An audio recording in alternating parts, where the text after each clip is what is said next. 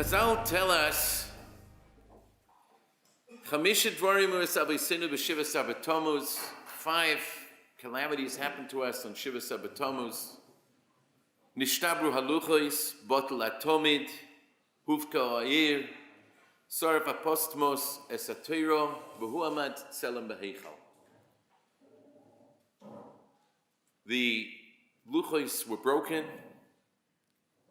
The korban tomid, which had been brought on a daily basis, twice a day, from the midbar through Kibush B'chiluk, all the various Nov, Givon, Shiloh, Gilgal, Beis Hamikdash for 410 years, it all ended. Butel HaTamid, the Tamid ceased Shivas Tammuz. Huvka Ha'ir, the walls of Yerushalayim were pierced. Saraf Apostmos Esatira, obviously it was more than just a individual burning of a Torah. Unfortunately, throughout history, we've been through many such burnings of the Torah. Obviously, it carried a lot of weight, a lot of significance. And Hamid, Tzelem B'Heichal, different opinions, Menashe, who it may have been. I want to focus a little bit on Shviras Haluchos, which was the first of the 5 chronologically. Perhaps it carried more than just chronological significance, but also a lot of weight and a lot of consequence of the Shviras Haluchos. All the way at the end of Chumash, Pasuk says, "V'loikom novi oid b'Yisrael k'Moshe, asher yado Hashem ponim el ponim, l'chol ha'oises v'hamoiftim asher shlocho Hashem lasus be'eretz Mitzrayim." For all the big miracles and signs and wonders that he did in Mitzrayim, lefaroi l'chol avoda v'l'chol artzoi, to Paroi, all his servants, all his slaves, and the entire country. Then u'l'chol hayad ha'chazaka u'l'chol ha'moira ha'godel asher asa Moshe le'einei kol Yisrael. Says Rashi, u'l'chol hayad ha'gedola kol hayad ha'chazaka shekibel esatira beluchos biyodov. That Moshe Rabbeinu got the luchos. It's not referring to that which he did in Mitzrayim. That's the previous pasuk. So the Yad HaGedolah is the fact that he got the luchos. Le'einei kol Yisrael sheneso libo lishbor haluchos. That Moshe's heart got him to break the luchos. Le'eineihem, in the eyes of the Jewish people. Shenema v'ashabreim le'einechem v'yiskima das HaKadosh Baruch Hu l'daita, and HaKadosh Baruch Hu agreed with him. Yashar kochacha sheshibarto. Well done that you broke the luchos. We, Shivas Tammuz, mark this as a tremendous calamity. HaKadosh Baruch Hu is giving Moshe Rabbeinu a yashar koach. We need to understand, what is it all about?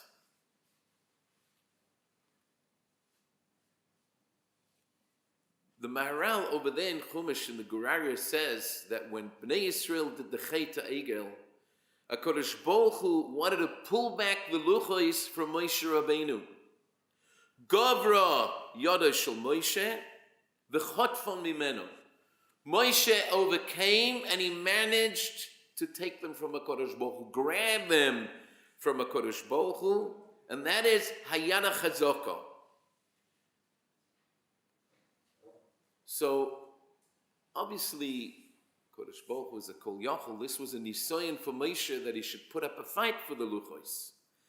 And there's a beautiful Yerushalmi, the Maharal in Tiferes Yisrael, and the Netzach Yisrael quotes an amazing Yerushalmi. The Yerushalmi says the luchos were 6 tvachim. 2 tvachim elyonim, the 2 top tvachim were in the hands of HaKadosh Baruch Hu Kivyachol. The 2 bottom tvachim were in the hands of Moshe Rabbeinu. And the middle 2, they had equal control of. Says the Maharal, there are 3 areas of Torah. There is Edus, Chukim, Mishpatim. The Chukim are those areas of Torah where we have no concept, no understanding. Gzerim milfonai, this is a decree from HaKadosh Baruch Hu. There's no rationale that our small human minds can understand. That is chukim. That is the two tvachim that, as it were, are in the hands of HaKadosh Baruch Hu. It's up there. We don't have anything on it. The bottom is the mishpatim. These are the rational laws that we can conceive, we can understand. The Gemara says many times in Shas, when we want to bring a proof from a pasuk, svarahi lamalikra. This is svara, it is logical. Why do I need a pasuk? So we have chukim, those are the two tvachim that HaKadosh Baruch Hu is holding. Mishpatim, that is the two tvachim we are holding.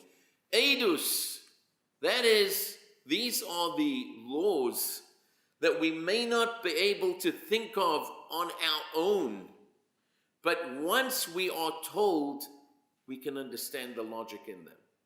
We can hear.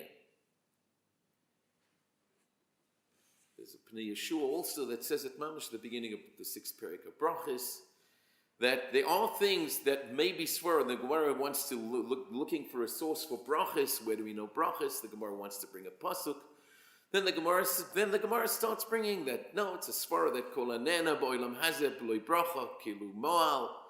Says the Pnei Yeshua, there are things, there are svaras we may not come with on our own, which is why we were looking for a pasuk. But once we've been told, we can understand. It makes sense to us. And that, says the Maharal, is like shnayim oichas in betalis, two people holding a garment. Ze noitel ad mokum shiyada magas, v'ze noitel ad mokum shiyada magas, v'shar cholkim b'shava. Each one, that which is in his hand is fully his. It's full control of. They are equal partners in that which is in the middle, and that is why they split that which is in the middle. So that is the three areas. When, says the Maharal over there, that Bnei Israel did the Chet HaEgel exactly at the moment of transition.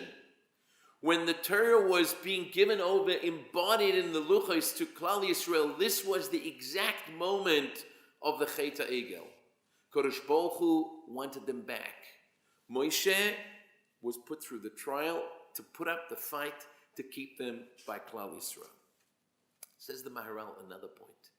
He says it's not only these three areas and there were partners in the middle, but because there was a joint area, because they were connected, this represented a closeness, a dveikus, a kirva that Klal Yisrael enjoyed with the Kodesh Baruch Hu at that moment, and came along the Chet, and that was lost. The Rabbeinu Bechaye, when he brings down that the tremendous closeness. So how did Moshe Rabbeinu, where did he get it from to break the luchos? Says the Rabbeinu Bechaye, an unbelievable thing. He says the following. The relationship of the Michtov, of the writing of the Oisius to the luchos, let's not forget, that was created Erev Shabbos Bein Hashmoshes, was like the relationship of a neshama to a guf, of the soul to the body. When the soul parts from the body is over. It has no value. It has finished its job. So, says the Rabbeinu Bechaye, once the oisios were pareach, when the letters, as it were, left the luchos, so the luchos no longer had any value. We need to add over here a piece from the Sfas Emes. The Sfas Emes takes this a little bit further, and he says the following thing. The connection of the oisios, of the letters of the luchos, but the Rabbeinu Bechaye says, is like a connection of the neshama to the guf. But the writing of the oisios on the luchos says they impacted, that was kosvim aluach libom. This was an impacting, this was a writing of those oisios on the hearts of the entire Jewish people.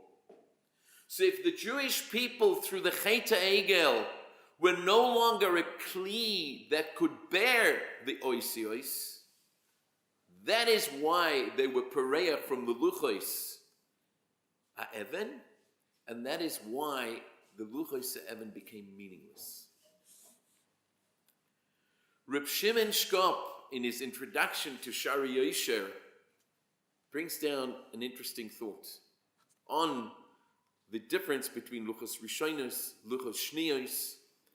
He says that luchos rishonos, it's brought down in Chazal, everything was learnt once and was retained. Had we retained the luchos rishonim, you could have learnt Kol HaTorah Kula once, remembered it in all its depth, in all its breadth, with all the droshes Chazal, everything would have been seen directly from the written word.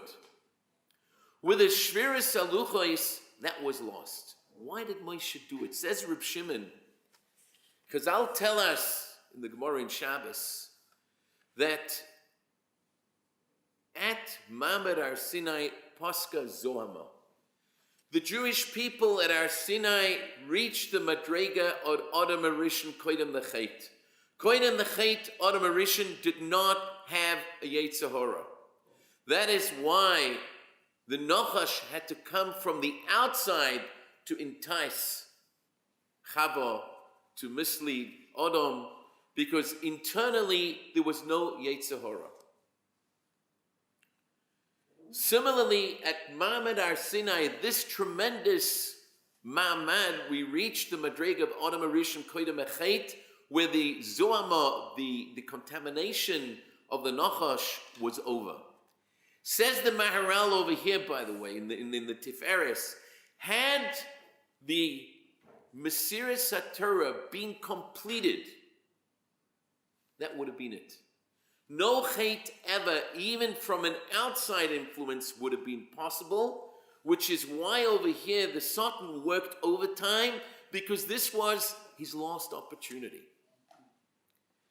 And because before the chait of ha'ego, we had reached the darg of Adam Arishon Kodem HaChait, there was no danger in a person getting the Torah because man was in pristine condition. No Yetzer Hara, an internal drive only to do that which is good, that which is right.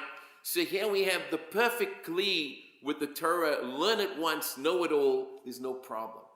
But can you imagine everybody with the Yetzer Haras and bad midas having that attribute of learning everything once and retaining everything in all its depth and all its breadth?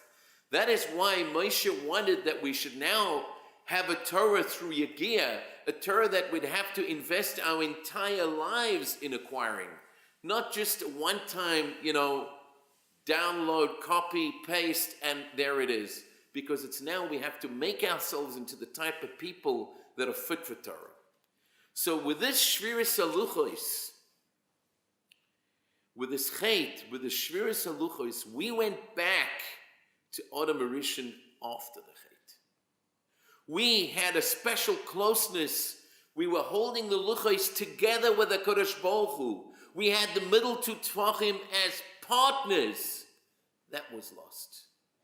We are now back to regular human beings that have to slog, that have to work. But guess what? The Luchos, the Shivrei Luchos, were put in the Aron, or maybe in a separate Aron, but were kept. There's a Kedusha to them from where we learn halachas that a Talmud Chacham, Sheshochach Talmudai, still we have to respect. Right? I believe Pshat in why the holiness of the Shivrei Luchos, not only that it's a Dava Shebekedusha and Chefze Kedusha and Nignozim, but there's also, we have a tremendous yesod from the Al-Shich says that the Goyen, it's brought down in the name of the Goyen and the Chacham Spetzalel in Nida Daf Lamed Aleph. The Bnei Yisachar says this yesod, that once we had something, B'kedusha b'tahara, we can get it again, which is why our neshamas were all at Ma'amad Har Sinai. None of us have recollection, but because we were there in a state of purity, we can get back. We can go there, we can accomplish it, albeit through hard work. Similarly, that's why every tinoik b'meya imoi, every baby is taught kol Torah kula inside before he's born.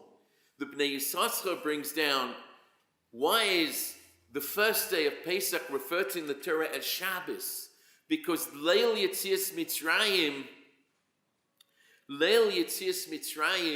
we were brought up and picked up and elevated to the Madrega that we needed to be at Har Sinai in order to receive the Torah. Because once we were there, we could get there on our own yigiyah, on our own work in the 50 days. So we were picked up. It was a Kedusha given from above, not like a Kedusha of Chag, which is Mekadesh Yisrael v'Hazmanim, but it's a Kedusha, a gift from a Kodesh Baruch Hu, which was given Leil Yetzias Mitzrayim, taken away, and we can work and go back. Reb Shimon Shkop adds in his Akdoma to Shari Yosher that we know we are promised Aser to Aser, that a person, when he gives Meiser, is promised Aser Bishvil Titish Asher, that a person's wealth will grow and be enhanced by sharing with others. Says Reb Shimon Shkop, if this is true in Gashmias, when a person gives charity in money, in produce, for sure it's in Ruchnias. And Reb Shimon writes, he feels that a lot of his Torah he got because he shared it with Talmidim, he gave over to others. I would like to project that it is not only true in terms of imparting of Torah knowledge, but it is any Ruchnias we share and give with others. So, if, number one, the breaking of the Luchos embodied a closeness we enjoyed with the Kodesh Baruch Hu, which was lost. Butel Tamid, the Tamid ceased to be. I just wanted to share a quick maharal. There's a machlokes in Gemara Brachos. The three tefillis we have, Shachris, Mincha, Ma'ariv, Avos Tiknum, is this a takona we have from Avram, Yitzchak, and Yaakov, or Keneged Tmidim Tiknum? Was this an institution in Chazal corresponding to the Korban Tomid? We have Tomid Shul Shachar, Tomid Shul Ben Arbaim. Ma'ariv is Keneged, the Evorim that were left on the Mizbeach in the evening. We have a Korban Musaf. The Maharal says over there in the Tiv Avodah that the concept of Keneged Tmidim Tiknum, the Talmud reflected the following. When we are a receiver, there is a closeness the giver feels to the recipient. In our giving back, as it were, in our giving back and bringing a korban, this is our showing our dependence, our acknowledgement of being a recipient. The giving back draws closer. So if the Talmud reflected our giving back, as it were, and our coming close through the Talmud, then Batal Talmud is the recipient, the giver who is the recipient of our giving back, saying, gentlemen, that doesn't interest me at the moment. Our relationship isn't such that I'm now interested in what you are giving.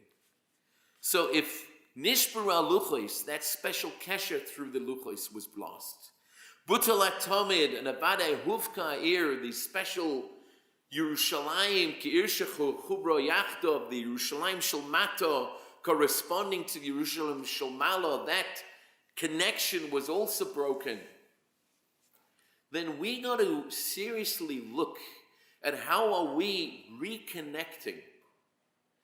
And if we will reflect on what we said from Reb Shimon, that the giving to others in Ruchnias, in Torah, elevates ourselves also. Certainly, this is a time to reflect on our sharing, our closeness with HaKadosh Baruch Hu, the bit we have. And if we're going to interest others in our Kirvas Elokim, certainly that will enhance our own, especially, not only theirs. Now, where does that obligation come from? I wanted to share a few sources from where we learn that there's an obligation to take an interest in the ruchnius, in the spirituality of others.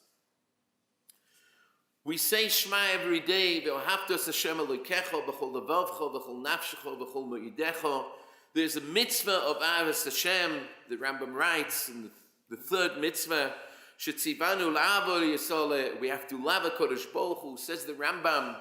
How do you come to love HaKadosh Baruch Hu, says the Rambam, when we reflect on the actions of HaKadosh Baruch Hu, on the creations of HaKadosh Baruch Hu, on the words of HaKadosh Baruch Hu, when we reflect on the depth of Torah, on the beauty of the majesty of creation, we have an instant thirst to want to understand even more, and that thirst and that yearning, that is Avos Hashem. It's a nice Meshech Chochmah says that the luchos could be read from the outside inwards, from the inside outwards. Right? Ordinarily, you see writing, it's read one way. You know, if you're looking at a storefront, you can read the letters one way from the street, but they read differently or not legible from the inside. The luchos had the quality they could be read both ways. Says the Meshech Chochmah that there are two ways to come to understanding of the Kodesh Baruch Hu. There's from the inside, outside, somebody that has a Torah outlook on life. The more he looks from the inside outwards, sees a chizuk, sees more of a strengthening of his faith and evidence to a Kodesh Baruch Hu. The depth of Torah, the beauty of Torah, the beauty of the whole of the world just reinforces that inside looking out. Then there's looking from the outside inwards, looking at the world, and then from the outside, appreciating that which is from within. Mishnah Berurah brings down an interesting halacha. We know that koire kriyishma ba'inu meniach tefillin, somebody that says Shema without tefillin on him, so ke'ilu made edu sheker ba'atzmo. It's like he's testified falsely about himself. Here he's reading the instruction to put on tefillin, and he's not putting on tefillin. So I was always puzzled. We say v'ohavto, there's a mitzvah of Avos Hashem. We kind of have a sense that the mitzvah of Avos Hashem is something that only real big Bali Madrega, big tzaddikim are capable of. But what about you and me? And if it's something, if Ki'ilu Meir Edo Sheker Be'atzmo, certainly there's a tvir. The Mishnah Berurah brings this from the Shloh. The Mishnah Berurah brings this obligation to reflect on Avos Hashem during Krishma. The same way as putting on tefillin, saying Shema without tefillin is Ki'ilu Meir Edo Sheker Be'atzmo. But how do we put into practice V'ahavtas Hashem Elokecha? The Rambam over there says that included in this parcel of Avos Hashem is to get others to believe in Hashem. Avraham Avinu was called Abraham Ohavi, Abraham who loved me, because says the Rambam, when you love somebody, you try to get others to like him also. So that is the way you and I can fulfill v'ahavtas Hashem Elokecha. There's another point, right? We say in the Torah, lo tikom v'lo titor v'ahavta l'reacha kamoicha ani Hashem. We know the Ramban says that the mitzvah of Avos Hashem obviously is v'ahavta l'reacha kamoicha isn't literally to love your neighbor as yourself. He says, first of all, it's not humanly possible. Second of all, that's not the halacha. Says the Ramban, if there's two people going through the desert and there is one bit of water left, only enough for one of them, and you are the one holding on to the water, you come first. What about v'ahavta l'reacha kamoicha? Says the Ramban, clearly it cannot be what you and I think it is. Says the Ramban, what is it? There are times we're very happy for our friends to have a nice house, a nice car, a happy marriage, lovely kids, but we always want the edge. We always want that he should have nice, I should have even nicer. Says the Ramban, don't think small. Wanting to have, obviously not if it's at your expense, wanting to have every good in everything just like you want for yourself. If it's you or him, then chayecha koitmim. But the small one-upmanship of me, he can have, but me better, that is where ahavta l'recha kamocha is coming to exclude. In every single good. Says the Mesilas Yesharim, the ultimate good that can be is kirvas elokim. See, if ahavta l'recha kamocha is, your friend should have every good, and the ultimate good is kirvas elokim. The ahavta l'recha kamocha should dictate that you should want him to have it also. Let him have it. Help him get it.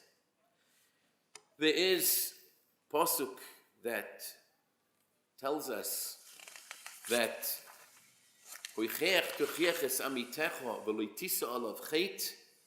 that a person has to rebuke, obviously with love, with concern. There's a beautiful quote from Rabbi Yaakov Kamenetsky. When Yaakov Avinu arrives, he sees the shepherds by the well. His opening word to them was achai, brothers. Why the opening word, brothers? Says Rabbi Yaakov Pshat like this. We find an interesting machlokes. The Gemara says in Erchin, how far does a person need to go in wanting to rebuke somebody? One opinion is till the guy's ready to smack you. The other opinion is till he's yelling at you. Where do we find such an exemption in Lulav, in Birkas Hamazon? Why in Toichacha is there a shiur that the Torah gave until he's ready to hit you or to yell at you? Says Rabbi Yaakov, because Toichacha has to come over as loving concern. If the guy is ready to smack you or to yell at you, he's not getting it as loving concern. You, the giver of the Toichacha, are missing the boat. So there's Avos Hashem. There is Hucheach Tochiach. Says the Ramban, V'loitisa alav chet, because if you could be mechiach and you did not, you are responsible. There's a Gemara in Baba Basra, Kuf Lamed Daled, that Hillel had 30 Talmidim that were roy shetishra aleim shchina k'moshe Rabbeinu. Just the generation did not merit. They had all the tools and all the capabilities. Our madrega is dictated to us by those around us also. We can't blame them, but they can pull us down. It is for us to elevate them by elevating those around us. We will be elevated, and Be'ezus Hashem, Tzoyma Revi, Tzoyma Chamishi, Tshoma Shvi, V'Tshoma Asiri should be switched over to Sosin V'Simcha.